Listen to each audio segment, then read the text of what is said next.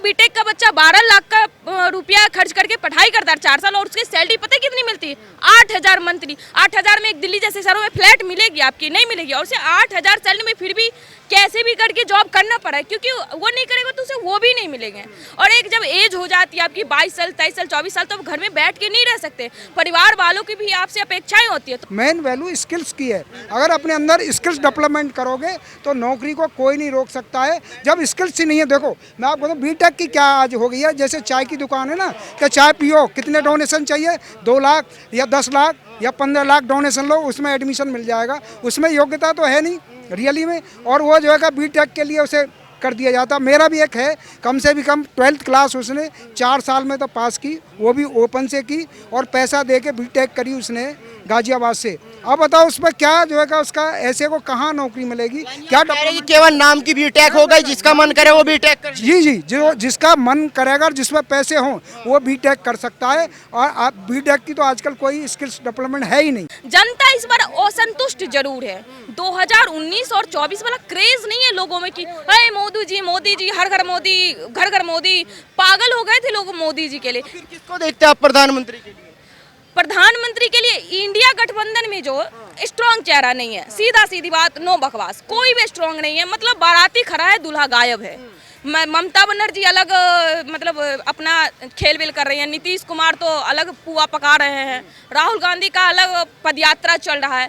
लेकिन बीजेपी का चेहरा है कि नरेंद्र मोदी ही रहेंगे, लेकिन लोग असंतुष्ट हैं। अब मुझे अगर मोटा मोटी पूछे, मुझे लग रहा है सरकार, लोग असंतुष्ट है तो फिर वोट क्यों देंगे? अगर असंतुष्ट, वो स्ट्रॉन्ग कैंडिडेट नहीं मिल रहा है ना। आपको अगर चावल दाल से मन भर गया तो कुछ उससे अच्छा वाला खाना मिलेगा तब तो आप वो खाएंगे ना। उससे खराब मिलेगा तो क्या चावल दाल ही खा लेते हैं भाई, क्या खाएं? अगर वो खाएंगे तो फास्ट फूड टाइफाइड हो जाएगा, चावल दाल ही खा लेते हैं। आप मानते हैं कि देश में बेरोजगारी, आप मानते हैं?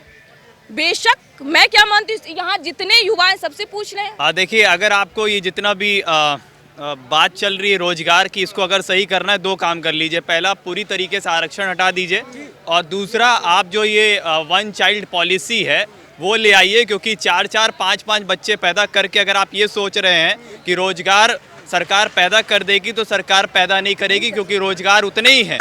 पहली बात तो मैडम ने कहा ना, मोदी सरकार जिम्मेदार है, जनसंख्या से थोड़ा कोई फर्क बता रहा है कि फर्क पड़ रहा है। जिम्मेदार मोदी सरकार क्या है, हम आपको एक उदाहरण के साथ बताते हैं। मामा जी, मध्य प्रदेश में 51,000 पद वृद्धि की मांग इस समय शिक्षक लेके बैठे हुए हैं। 882 ओबीसी वर्ग के लोग वहाँ पे बैठे हुए हैं। ये चीज़ें उनके मैनिफेस्टो में थी।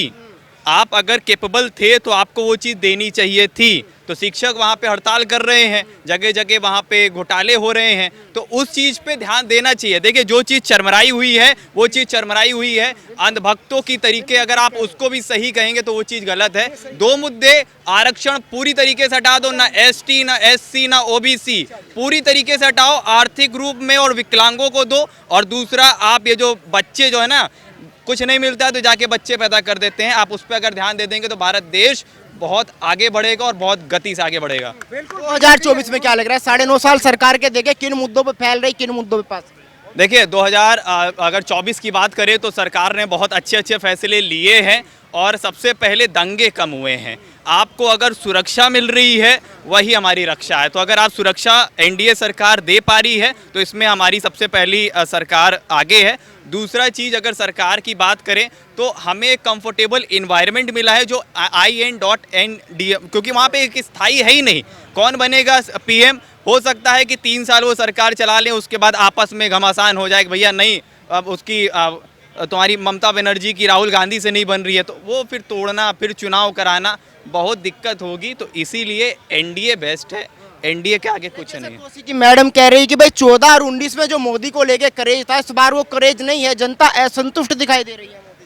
नहीं, क्रेज क्या होता है? आप देखिए, स्थायी रूप से अगर कोई चीज़ बार बार आपको मिलती जाएगी, जैसे 2014 में, फिर 2000 अगर आपको 19 में मिलेंगे, या अगर हर 5 साल में ज़्यादा टाइम तक आप किसी के साथ रहेंगे ना, आपको कमियां मिलना शुरू हो जाती, तो वही थोड़ा बहुत आपको असंतोष दिखेगा, बाकी कुछ नहीं है। अगर हम आपके साथ ज़्यादा टाइम तक रह लेंगे तो हम आपकी कमियां गिनाना शुरू कर देंगे। तो बेसिकली एक गिलास में आधा गिलास खाली, आधा गिलास भरा है, बस वही बात है यहाँ पर। क्या कहेंगे मैम? ये कह रहे हैं कि बीटेक तो अब ऐसा होगा कि कोई भी ले ले डिग्री जिसके पास। सिर्फ बीटेक की बात ही नहीं है, बच्चे फार्मा कर रहे हैं, नर्सिंग कर रहे हैं और एग्रीकल्चर की पढ़ाई कर रहे हैं। हर सेक्टर के बच्चे बेरोजगार हैं। ये एक टोपनिया का खेल नहीं है कि हम बोलने के लिए बोलती है एग्रीकल्चर, हर सेक्टर, सॉरी बीटेक, हर सेक्टर के बच्चे बेरोजगार हैं। आप भी बेरोजगार हैं? मैं नहीं हूँ, मैं व्यक्तिगत चीज छोड़ दें, मेरे तरह बहुत बच्चे हैं जिसको रोजगार मिली हुई है और मुझे सरकार रोजगार नहीं दिया है। सरकार से मुझे रोजगार, मुझे नाम, आप बेरोजगार नहीं है, ऐसे बाकी भी बेरोजगार नहीं होंगे?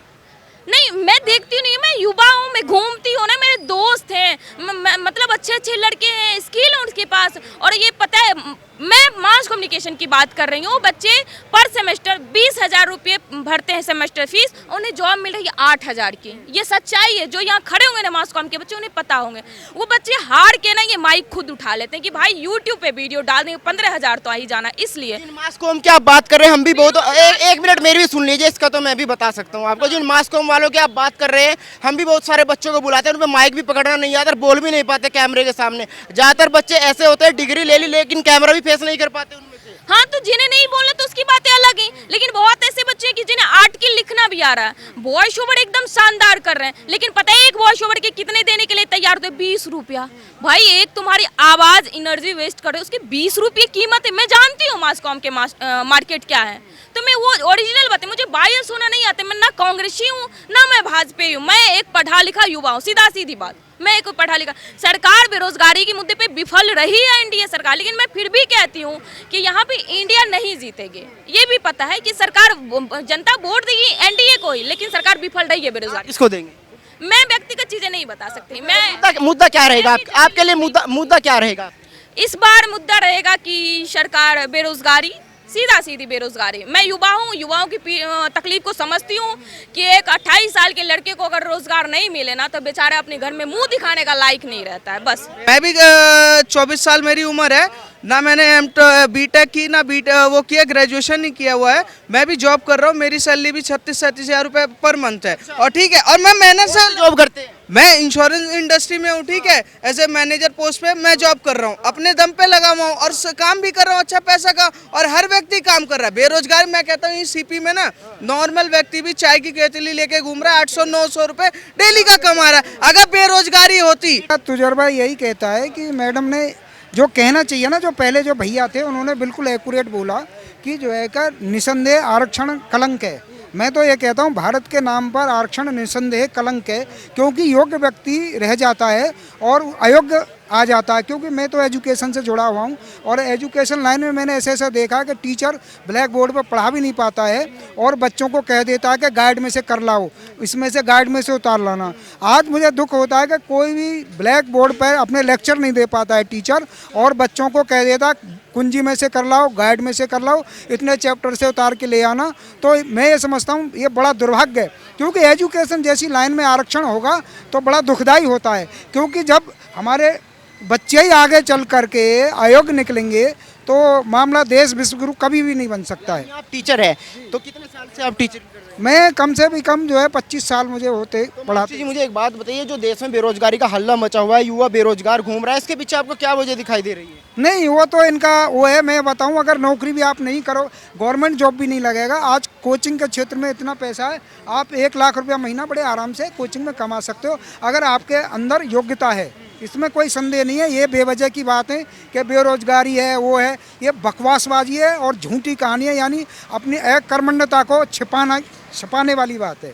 ऐसा नहीं है। अगर जो आदमी करना चाहेगा कि रोजगार या उसके अंदर क्वालिटी होगी तो निसंदेह वो अच्छी कमाई भी करेगा और अच्छे पद पे भी पहुंच सकता है। और पद पे भी नहीं पहुंचे तो जो है जहाँ पर भी सेट होगा वो अच्छा काम करेगा, क्योंकि उसके अंदर योग्यता है। रियली मैं आजकल क्या देखता हूँ कि मैन डिग्री तो ले लेते हैं पर वो डिग्री पैसे के बल पे ली जाती है। जो अपनी जो एक तरह से जो योग्यता है ना उसका वो सदुपयोग नहीं करते हैं। तो मेन बात ये है।